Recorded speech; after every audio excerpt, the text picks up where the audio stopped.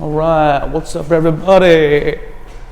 I'm a one-man rodeo, so here we go. Stackfarming.co, build your own system, grow your own food.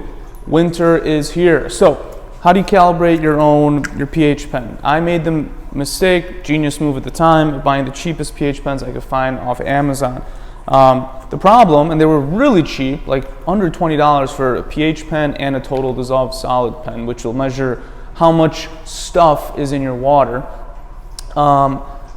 I found out when these came in the mail that they are a pain in the ass to calibrate. So typically what you have to do is put your pH pen in a solution of a known pH, let it read that, and then usually a high and a low so it can figure out and guarantee the readings in a normal range that you would need.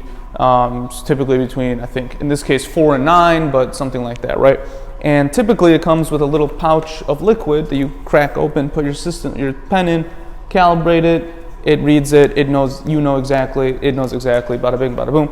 This one, if you buy the cheapest ones, is a powder, and it requires 25 milliliters of distilled water, which they only sell locally, at least by me, in gallons, and you gotta use a glass jar.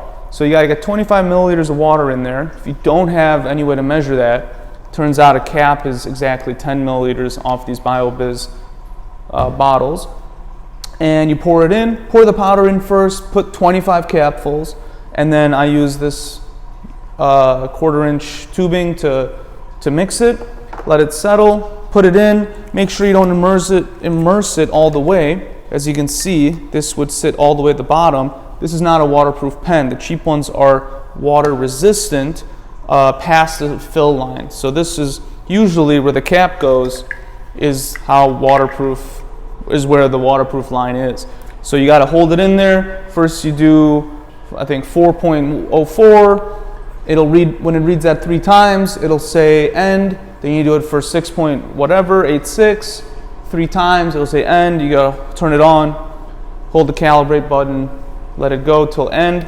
And then there's a third one at 9 point something or another. What is it? 9.18. So thank you, China.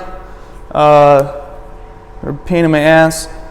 Remember, not waterproof, and if it's too cheap, it's gonna come with that stuff. So I just measured my system. It's about 7.5. I gotta get that down to at least 6.5. Right now, there's only stuff sprouting, so it's not that big of a deal, but it is gonna become more important as time goes on. And I will figure out a fertigation recipe for growing anything you want in here. And we might have to divide that between leafy greens and whatnot, and fruits and vegetables, but we'll document it and share it as always. All right, thank you so much. See you in the next video.